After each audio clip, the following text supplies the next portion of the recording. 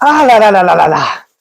C'est le retour du vrai football. C'est le retour du football des clubs. Fini la trêve internationale avec la Ligue des Nations et retour du football club qu'on aime. Manchester United rencontre Southampton, plutôt Southampton Manchester United demain à 13h30.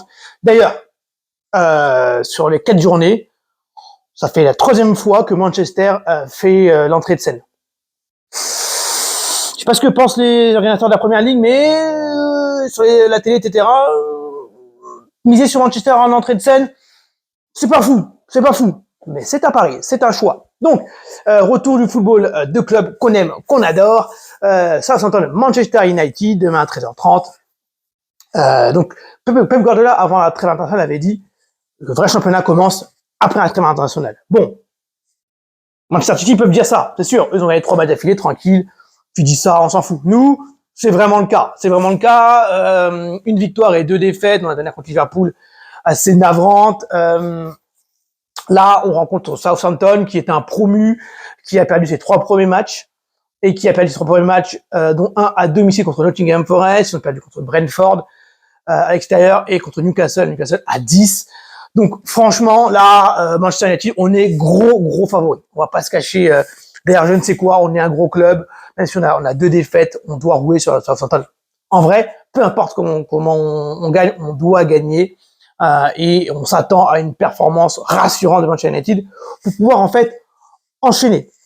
Parce que oui, il faut qu'on oublie ce qui s'est passé avant la trêve internationale, on se relance, tout c'est important pour nous, certes. Mais là, en réalité, c'est le début d'une longue série, donc de mi-septembre là à peu près début octobre, même un peu plus, mi-octobre, on a un enchaînement de matchs entre eux. Là, le match contre Southampton, ensuite je crois qu'on a un match de Coupe de la Ligue, il me semble, c'est pas de Cup, je crois Coupe de la Ligue. On enchaîne sur, je crois, Crystal Palace, ensuite on enchaîne sur l'Europa League, donc on a l'Europa League, on va jouer 20 Porto, je crois. Donc on va enchaîner comme ça des gros matchs, et on n'a pas tant de gros que ça sur notre chemin, à part, je crois qu'on a un moment, on a Tottenham à domicile, Chelsea, et beaucoup plus tard, Manchester City en décembre, peut-être que je vais passer Arsenal, mais en tout cas, on a un long moment en championnat, en tout cas, où on peut vraiment engranger des points et de la confiance. Et il va s'agir de ça, en réalité, contre Southampton, parce que, qu'on se dise, on joue un promu, mal en point, qui va jouer la relégation. Bon, ils ont acheté Ramsdale, le gardien d'Arsenal.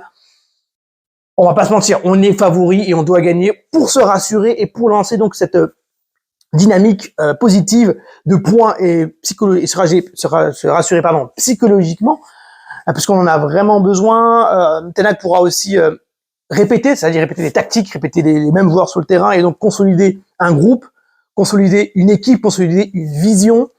Ça va être très important.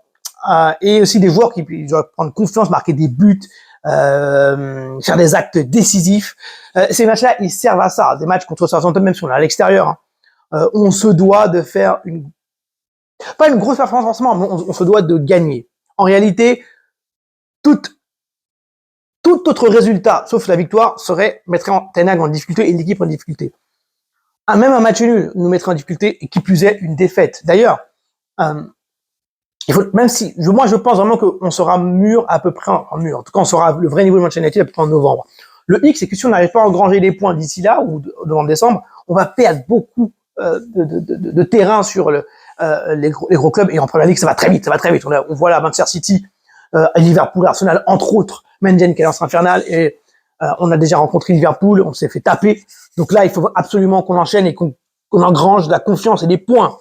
Curiosité, c'est aussi une curiosité ce match et cette après trêve internationale, puisque Ugarte a joué 2 fois avec l'Uruguay, donc il est disponible. Et donc là, pour ce match contre Southampton, on remet les pendules à 0, on remet les compteurs à 0, et là, Ten Hag a plusieurs choix. Soit il joue avec Zirkzee en attaque, côté gauche Rashford et à droite Ahmad ou Garnacho, ou soit il met Rashford en pointe, à gauche Garnacho et à droite Ahmad. Moi je pense qu'il va plutôt partir sur l'option avec Zirkzee en attaque, et il va garder Rashford parce que c'est son gars sûr en ce moment, et avec Ahmad à droite, et il va faire rentrer Garnacho en réalité à peu près à la 60e minute sur son rôle un peu de entre guillemets de super sub, qui fait très bien, qui apporte un peu de percussion, de vitesse, et aussi ce côté décisif que Garnacho peut apporter. Et en plus, On l'a constaté depuis le début de saison, il n'est pas vraiment titulaire. Et je pense qu'il attend aussi que Garnacho se batte et que pour cette place de titulaire, qu'il démontre qu'il peut être un titulaire régulier dans l'équipe et un vrai, entre guillemets, pilier, même si c'est un jeune joueur. Ce match pour Ten Hag aussi va lui servir de tremplin pour intégrer Ugarte, parce que je pense, et je suis quasiment sûr, que Ugarte ne va pas être titulaire, même s'il est prêt. Ten Hag l'a dit d'ailleurs.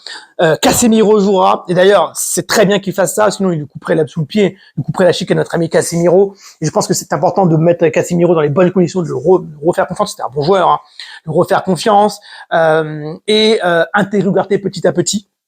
On joue Southampton, hein. On n'est pas là en train de jouer une grosse équipe, donc même un Casemiro à 60%, ça le fait. Et il faudra aussi être attentif à la manière psychologique dont Manchester United aborde le match. Et ça, c'est important, mais de toute façon, peu importe en vérité la manière, il faut qu'on gagne sur un penalty, sur un match, un but de dernière minute, peu importe, il faut qu'on gagne, et qui est, au mieux, si on peut se rassurer défensivement, structuré, ça peut être pas mal.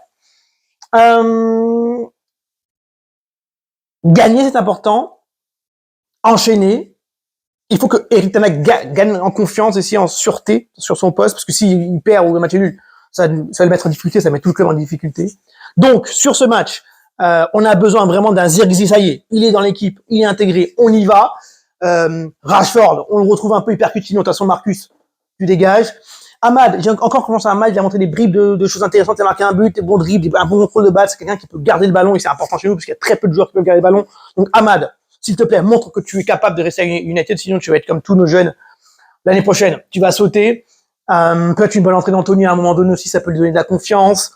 Au milieu de terrain, Bruno, qui redevienne le grand Bruno, avec un Kobe Mainoo qui doit devenir le jeune qui doit être, un bon pilier, un très grand prodige, et Casemiro qui doit assurer la baraque, et petit à petit se faire suppléer par Ugarte, et que Ugarte intègre cette équipe dans un cadre de confiance, et dans une équipe qui a au moins l'avantage sur Southampton, parce que s'il entre alors qu'on est en galère, c'est chaud.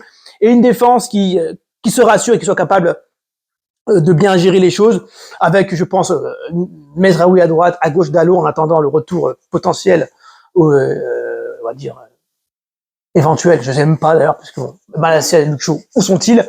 Et avec Martinez et De Ligt, parce que je pense que Ten Hag va essayer de faire confiance plutôt à son compatriote De Ligt, alors que Maguire fait de très bon match, hein. Maguire fait de très bon match avec nous, un très bon soldat, un fidèle soldat, et je pense qu'il faudra compter sur lui cette saison, et notamment sur l'enchaînement des matchs.